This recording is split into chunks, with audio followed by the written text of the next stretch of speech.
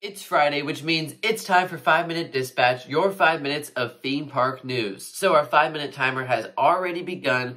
We have two main things to discuss today. Number one is revolving around a new land coming to Warner Bros. Movie World in Queensbury, Australia.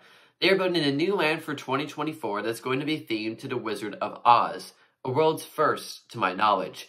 Now, I personally haven't seen The Wizard of Oz. I know, shame on me. But I'll have to at some point because that is a classic among classics. And there are going to be 2 roller coasters, well actually, technically 3 roller coasters coming in this Wizard of Oz themed area. The first of which is Flight of the Wicked Witch. This is going to be a family style coaster with 1,489 feet of track, a height of 62.3 feet, and a speed of 41.6 miles an hour. In fact, this is going to be a Vekoma suspended family coaster. And then they also are going to have 2 dueling family boomerang style coasters, which are going to be called Kansas Twister. These will have 782 feet of track, a height of 72.2 feet, and a speed of 36 miles an hour. So I feel like recently, Vekoma family coasters have been a theme. Maybe I'm just thinking of the new one coming to, of course, Emerald Park. And, of course, Emerald Park is getting a STC, which is Vekoma's new SLC, or their new inverted thrill coaster, and a family boomerang, much like we saw at Erlebnis Park Tripsdrill in Germany. They're getting something more similar to that. This park is getting a family boomerang, but it's going to be dueling, and that's going to be fun. I think that's going to be a good time.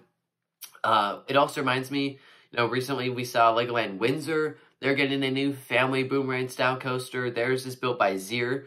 But there's just been a common theme recently with family boomerang-style coasters coming to parks really around the world. So this park is located, again, in Australia. And I think it could be really interesting to see what they do with a Wizard of Oz-themed area. They have some theming right now. They're known for a couple of their major roller coasters, Superman, and, of course, DC Rivals Hypercoaster. That is their marquee ride, and that's not going to be changing anytime soon.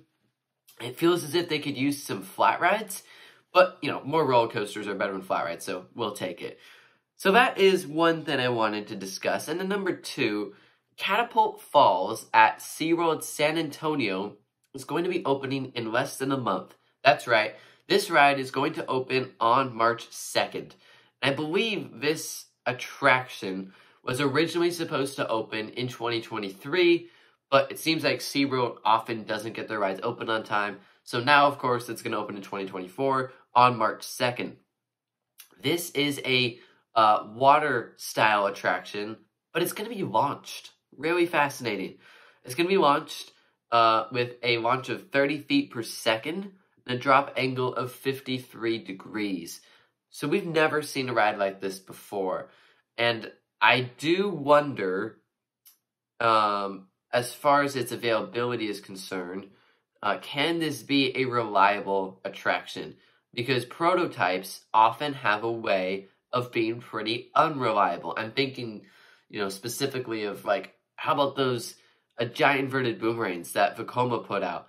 Those rides, like Deja Vu, and then what they become now with Aftershock and Goliath, when it was still operating at Six Flags New England, those rides had downtime. And so hopefully for SeaWorld San Antonio, especially because it's been an extra year somewhat, they can figure some issues out, they can fix whatever issues this ride could have, and it will be a pretty reliable attraction for them. So that's opening on March 2nd, and I'm kind of trying to break this out a little bit because that's pretty much all I have for today, February 16th, 2024. We have about 40 seconds left. I guess I'll take this time to thank everyone who stops by these videos every week, 3 times a week, I should say. We will have more content coming in some of the other departments of this channel. The voiceover style videos, I know they've been a little more consistent recently, but they haven't gone away. The shorts have, I wanted to bring those back. They went away for a while, but I want to bring those back more consistently.